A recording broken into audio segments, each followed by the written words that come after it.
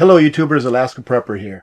Well, ladies and gentlemen, I still hope that I was not wrong. I still hope that Russia does not want a war, but it seems that Russia has sent troops into a couple of regions within Ukraine, and now that is going to have an effect on commodities, especially fuel, right? In this video, I'm going to go over with you the effects that it's going to have on oil and that it's having on oil as we speak, but that's not the only thing. It's also going to affect natural gas. I do believe that it's called Nord Stream. I believe it's the pipe that goes from Russia to Europe, I think especially mainly Germany, that provides them with natural gas. And with all of the sanctions that are being put in place against Russia, they're not going to play nice, ladies and gentlemen. And it's going to also have effects on other commodities. Now, we're not talking about food here. We're talking about other things, especially fuels and minerals. But remember that Russia is one of the biggest exporters of wheat that there is in the world. And I do believe that they put a halt on exporting wheat for a couple of months, in addition to putting a halt on exporting their fertilizers. Now, if this turns bad with Russia, do you really think that they're going to be exporting those things? They're going to be keeping those things for themselves, and we, the rest of the world, is going to end up paying a lot more for those same things. Now, with inflation as it is today, if things get worse, a lot of people are going to go without.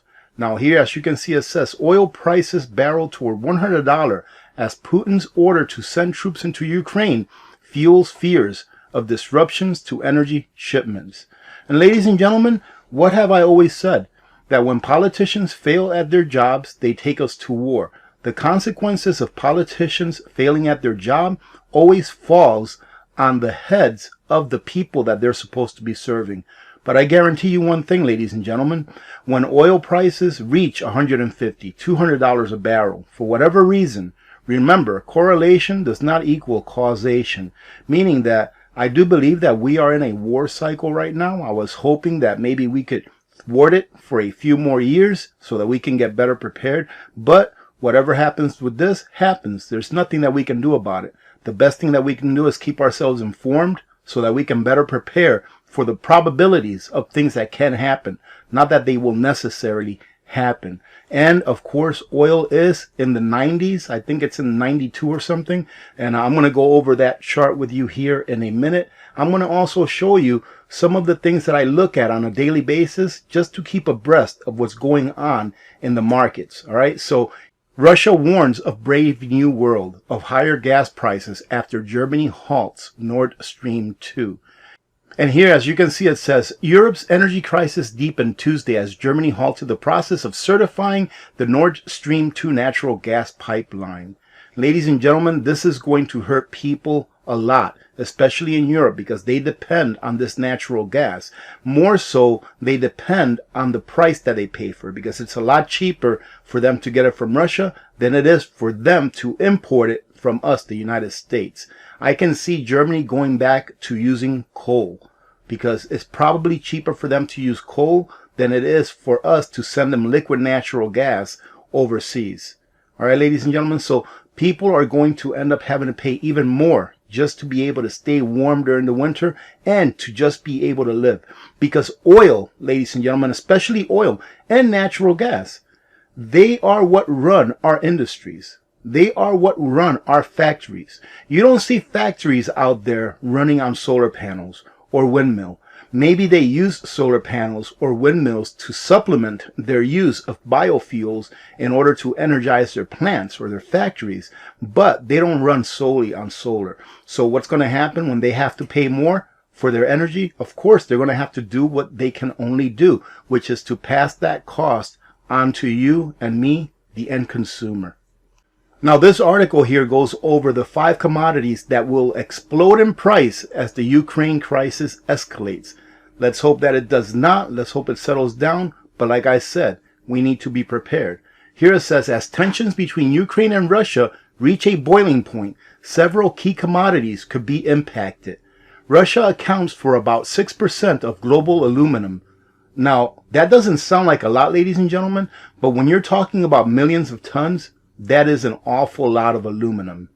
And any sanctions against Moscow could result in a supply shock in an already tight market. Oil and natural gas supplies are also likely to be strained if the situation worsens in Ukraine. And one of the commodities that's going to be impacted, of course, aluminum, they just talked about. Oil, of course, ladies and gentlemen, I see the price of gasoline. If this escalates, I see the price of gasoline here in Alaska being probably close to $5, if not more. Now, remember this. I know that there are some parts of the United States, especially California, where gasoline, $5 gasoline is like a way of life over there. But here, since I've been here in Alaska, I've never seen $4 gasoline or more. Meaning that if I see $4 gasoline, it's going to be a lot higher in California and those other states that already have a lot of taxes on gasoline. And if I see $5 gasoline, it's going to be even worse. I don't know how people are going to be able to live having to pay $5 for gas. Maybe one of the good things that came out of this health crisis in respect to traveling and to driving your vehicle is that a lot of people are working from home now. But still, it's going to put a lot of pressure on the price of food and the price of everything that you consume. Why is that? Because everything in our economy, ladies and gentlemen, has to go from point A to point B. And what does that use? It uses energy, ladies and gentlemen. Even if we convert it over to batteries, to electric powered vehicles overnight, how do you make those vehicles? How do you make those batteries? You're going to need energy to do it, and you're going to need oil, natural gas to do it with. So the price of everything is going to continue to go up. This is very important that we understand this because, as I've stated in the past, we have time to prepare. But things are just going to get very expensive as time progresses. So if you have the available funds now, in my opinion, I would grab that cash and I would go and prep with it instead of leaving it in the bank or leaving it in a bundle under your bed. Natural gas, ladies and gentlemen. Natural gas is the way that a lot of people heat their homes. And people are going to have to decide whether they eat or whether they heat their homes.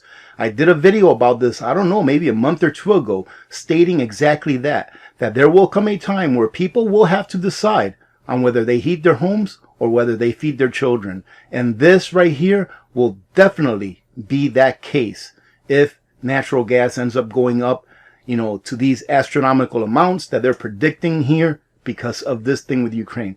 Ladies and gentlemen, I don't care what excuse anyone may have.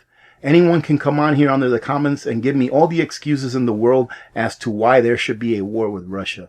There should be no war. In war, only the people suffer. The people that sent you to war, they don't suffer. Only the people suffer. We the people, not the governments. Copper, ladies and gentlemen, copper is something that we need. In order to have a strong economy, you need copper, and you need copper at a viable price. Copper is in almost everything. It's kind of like silver. It's just a cheaper metal that has less conductivity than silver, but it's used because it's so abundant and cheaper to produce or to mine out of the ground. So copper going up is going to have a big impact on how much we pay to live on an everyday basis. And here they talk about the electric vehicle copper demand. But ladies and gentlemen, do you think that people are going to be worried about electric vehicle copper demand when they can't even put food on their table, when they can't afford to buy the regular necessities of everyday life because we have to now pay 2, maybe 3 times more for those things that we need? Everything is coming together where it's going to be the perfect storm. And this is just something else. The time to prepare, ladies and gentlemen, is yesterday. I couldn't encourage you more. Go out there and get prepped. If you are not of means, take a look at a video that I put a while back where it says something like, the title is something like, you don't have to be rich to be prepared. You can go out there and prep and have some peace of mind in knowing that if something happens where those things that are not available to you on a daily basis, you can still have some sustenance to take care of your family. You can still have a good water filter that will provide you with clean water should the inevitable happen. One day it will, but you still have time to prepare now, today. And to finish it off, ladies and gentlemen, here it says, as the Russia-Ukraine situation escalates, there will naturally be a focus on potential impacts to commodity trades flows over the coming months, meaning that these commodities that I'm talking about here, they're going to go up. And it's not the only thing. These are the commodities that we use in everyday life to power our industry. Oil, gas, aluminum, copper, cobalt. These are the things that we use. These are the things that we don't think about when a factory is running. What's making that factory run? What's making the fertilizer? We don't think about these things when we go out there and consume, but this will impact everyone. Let me go ahead and show you really quick a few of the charts that I look at on a daily basis just to have a gauge as to how the economy is doing. Now, if you've been with me a while, ladies and gentlemen, you definitely know that I look at gold every day. I look at gold every day and silver every day. And this is the gold chart. And as you can see, gold has passed that 1900 level. Am I saying it's going to stay up there? Looking at it, probably not for very long, but it's definitely above the 200-day moving average, which is a good thing on a technical aspect, on a technical analysis aspect. So I usually go over here and take a look at the 200-day moving average, which is over here. You see this line right here that just popped up, this red line? That's the 200-day moving average, and you can see that gold is well above that. So right now, it's probably going to meet resistance right around here, right around 1907, 1910. And resistance means that it's a ceiling that is going to have a little bit of a tough time passing, but once it passes through that, it'll keep going up. Now, this is not something that I look at because I'm like, oh, wow, I paid $1,800 for gold a month ago, and now I made $100. No, it's just curious just to take a look at how the dollar is doing, really, because the higher that gold goes, the weaker that the dollar is. And one day we will see gold go to infinite, meaning that the dollar will be worth zero if they continue to print the way that they've been printing for the past couple of years. Another thing that I look at here is silver as well, and silver seems to be doing pretty well also.